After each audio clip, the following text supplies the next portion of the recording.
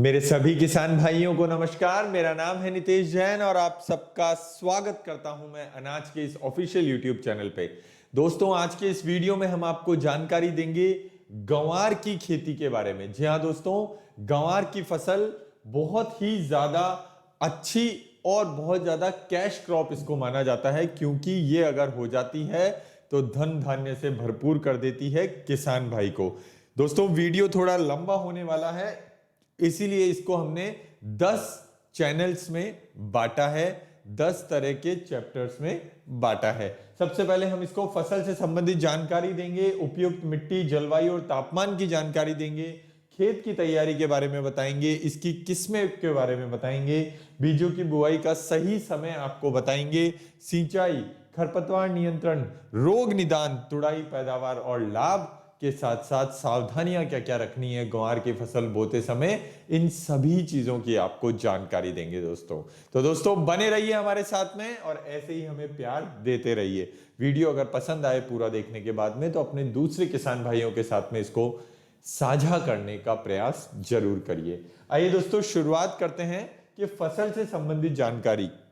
गंवार खरीफ के मौसम में की जाने वाली लेग्यूमिनेसी कुल की एक फसल है। इसका पौधा सीधा 30 से 90 सेंटीमीटर लंबा होता है, जिसमें अनेक शाखाएं निकलती है। इसके पौधों पर निकलने वाले फूलों का आकार छोटा और रंग गुलाबी होता है तथा फलियों की ऊपरी सतह रोएंगेदार होती है। गंवार के एक पौधे से 110 से 133 फलियां प्राप्त हो जाती है। इसकी ताजी फलियों को सब्जी और भरता बनाने के लिए इस्तेमाल में लाते हैं। इसके अलावा सूखी हुई फलियों में नमक लगाकर रखने से अधिक समय में तक उपयोग में ला सकते हैं।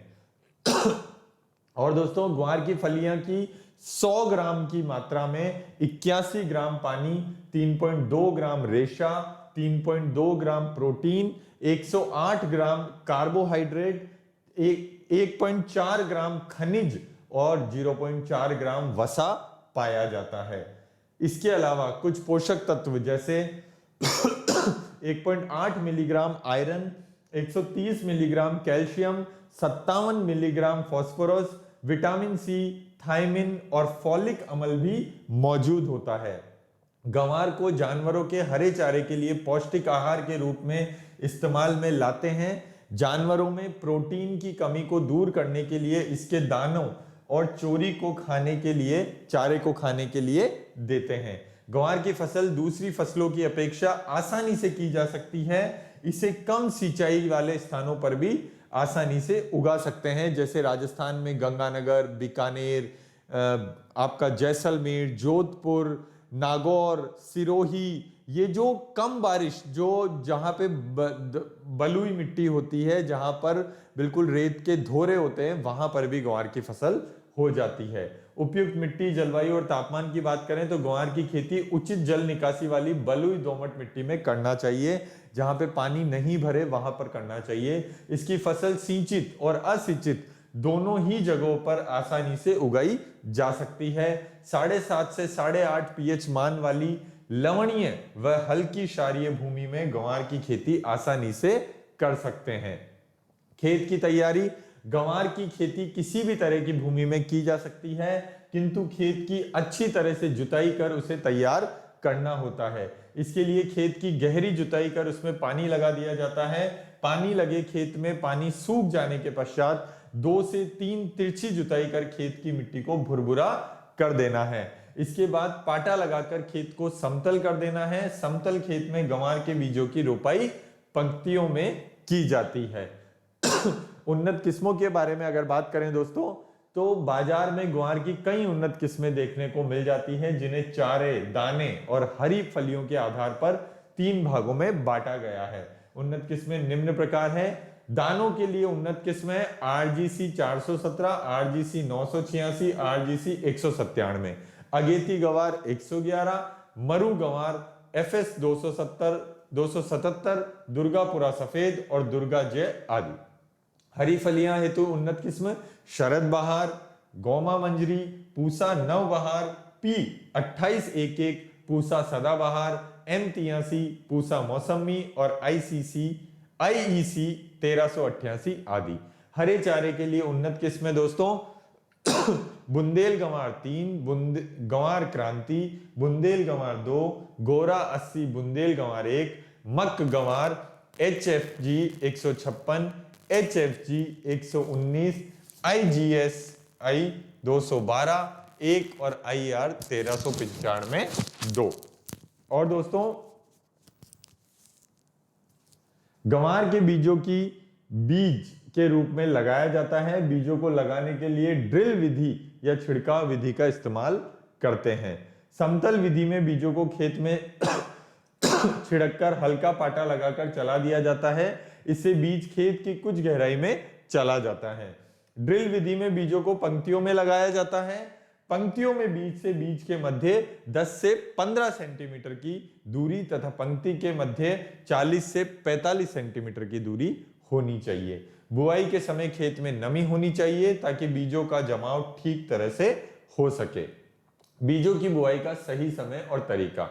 गंवार के बीजों की रोपाई ग्रीष्मकालीन के मौसम में फरवरी से मार्च माह के मध्य की जाती है तथा वर्षा ऋतु में बीजों को जून से जुलाई के मध्य लगाया जाता है। यदि आप गंवार की फसल दानों और हरी फलियों के लिए करना चाहते हैं तो उसके लिए 15 से 18 किलो बीज की जरूरत होती है तथा हरी खाद फसल में 30 से 35 किलो बीज लगाते हैं। इसके अलावा हरे चारे के लिए 35 से 40 किलो बीज प्रति हेक्टेयर के हिसाब से लगते हैं। इन बीजों को खेत में लगाने से पहले उन्हें कप्तान या बायोस्टिन की उचित मात्रा से उपचारित कर लें ताकि बीजों को आरंभ में फफूंद जैसे रोग ना लगे। पौधों में जड़ों की अधिक मात्रा में गांठ प्राप्त करने के लिए जीवाणु रोधक राइजोबियम उर्वरक से उपचारित कर लेना चाहिए। 1 हेक्टेयर के खेत में 200 ग्राम की मात्रा वाले 2 पैकेट जीवाणु रोधक की जरूरत होती है। सिंचाई की अगर बात करें दोस्तों तो इसमें पानी बहुत कम चाहिए, लेकिन फिर भी ग्वार की फसल को अधिक सिंचाई की जरूरत नहीं होती है। खरीफ के मौसम में की गई रोपाई में सिंचाई की जरूरत नहीं होती है। यदि बारिश समय पर नहीं होती है तो अधिकतम 3 सिंचाई ही करनी होती है। गर्मियों के मौसम में 6 से 7 दिन के अंतराल में पौधों को पानी देना है। असिंचित जगहों पर खेत में बुआई के 25 से 45 दिन पश्चात थायो यूरिया की उचित मात्रा का छिड़काव करना होता है ताकि उपज में ठीक तरह से बढ़ोतरी हो सके। और खरपतवार नियंत्रण के लिए ग्वार की फसल में खरपतवार नियंत्रण की अधिक जरूरत होती है, इसलिए खेत में समय समय पर निदाई गुड़ाई करनी है और ताकि पौधों की जड़ों का विकास ठीक तरह से हो सके। इसके अलावा रासायनिक तरीके से खरपतवार को रोकने के लिए 1 किलो बेसालीन की मात्रा का छिड़काव प्रति हेक्टेयर के हिसाब से करना है। और दोस्तों रोग निदान, अब सबसे पहला रोग जो ग्वार में सबसे ज्यादा लगता है वो है दीमक। तो उसके लिए क्या करना है दोस्तों, क्लोरोफाइरिफॉस पाउडर की 20 से 25 किलो मात्रा या फिर क्विनालफॉस 1.5% का छिड़काव प्रति हेक्टेयर के हिसाब से खेत की आखिरी जुताई के समय आपको करना होता है। कातरा जो दूसरा रोग है ये कीट रोग होता है, ये पौधों का आरंभ में खाकर उन्हें हानि पहुंचाता है। इस रोग से बचाव के लिए खेत में सफाई बनाए रखना चाहिए तथा रोग से प्रभावित हो जाने पर खेत में क्विनालफॉस 1.5% या मिथाइल पैराथियोन का छिड़काव प्रति हेक्टेयर के खेत में करना है। और मोइला जो लगता है दोस्तों तो उसके लिए मोनोक्रोटोफॉस हो गया, 500 लीटर पानी में मिलाकर इसका छिड़काव प्रति हेक्टेयर के हिसाब से करना है। सफेद मक्खी एवं हरा तेला रोग, इस किस्म का रोग पौधों के मक्खी के रूप में आक्रमण करता है, तो इसके लिए आपको ये पत्तियां सुखाकर नष्ट कर देता है, तो इसके लिए आपको मेलाथियोन या ट्राइजोफॉस की उचित मात्रा का छिड़काव करना है। बैक्टीरियल ब्लाइट, इसके लिए दोस्तों आपको स्टेप्टोसाइक्लिन की उचित मात्रा उपचारित कर लेनी है और इसके अतिरिक्त रोग प्रतिरोध किस्मों का चुनाव करना है। छाछिया रोग जो लगता है दोस्तों तो इसके लिए आपको 1 लीटर कैराथोन की मात्रा को 500 लीटर पानी में अच्छे से मिलाकर उसका छिड़काव कर लेना है प्रति 1 हेक्टेयर के हिसाब से। जड़ गलन रोग, इसके लिए दोस्तों इस किस्म का रोग अक्सर ग्वार की फसल में अधिक समय तक जल भराव होने की स्थिति में देखने को मिलता है। ये फफूंद के रूप में पौधों को प्रभावित करता है जिससे पौधों की जड़ें गलने लगती है और पौधा कुछ समय पश्चात ही सूखकर गिर जाता है। इस रोग से बचाव के लिए बीजों को मैनकोजेब या थायरम की उचित मात्रा से उपचारित करना है। ये तुड़ाई, पैदावार और लाभ के बारे में अगर मैं दोस्तों आपको बताऊं तो ग्वार के फसल की तुड़ाई जरूरत वाली उपज के अनुसार की जाती है। इस दौरान यदि आप हरी सब्जी के रूप में फसल प्राप्त करना चाहते हैं तो उसके लिए आपको 55 से 70 दिनों में मुलायम फलियों की अवस्था में तुड़ाई करनी चाहिए।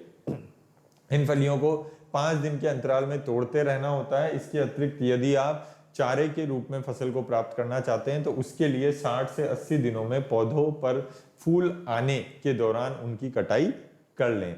फसल से दानों को प्राप्त करने के लिए पूर्ण रूप से फसल के पक जाने पर ही तुड़ाई करनी है। ग्वार की उन्नत किस्मों से 250 से 300 क्विंटल का प्रति हेक्टेयर उत्पादन हरे चारे के रूप में प्राप्त हो जाता है। इसके अलावा 70 से 120 क्विंटल तक हरी फलियां और 12 से 18 क्विंटल दानों का उत्पादन प्रति हेक्टेयर की फसल से मिल जाता है। ग्वार की बाजारी कीमत किस्म के आधार पर 5,000 से 6,000 रुपए प्रति क्विंटल होती है, जिस हिसाब से किसान भाई ग्वार की एक बार की फसल से अच्छी खासी कमाई कर सकते हैं। और दोस्तों, ये संपूर्ण जानकारी के बाद में बात कर लेते हैं सावधानियों की। सावधानी रखना भी बेहद जरूरी है दोस्तों, क्योंकि सावधानी हटी दुर्घटना घटी।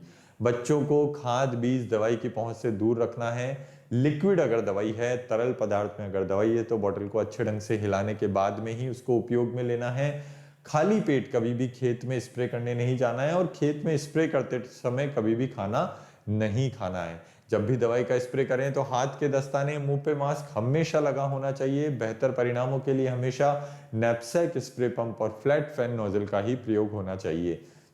हवा से विपरीत दिशा में कभी भी स्प्रे नहीं करना है। जिस दिशा में हवा बह रही है उसी दिशा में आपको स्प्रे करना है, ताकि दवाई की बूंद आसपास के कोनों में, आसपास के खेतों में नहीं जाए।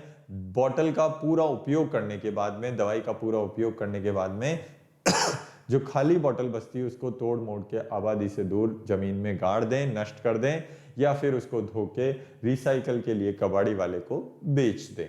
और अंतिम आवेदन जब भी आप दवाई का करें उसके 20 दिन बाद में आपको फसल काटने जाना है। इस चीज का विशेष रूप से ध्यान रखिए दोस्तों।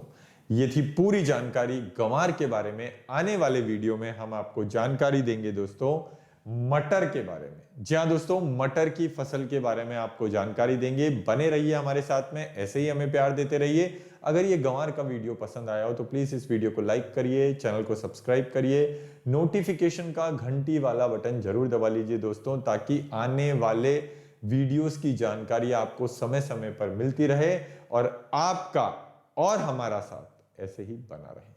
दोस्तों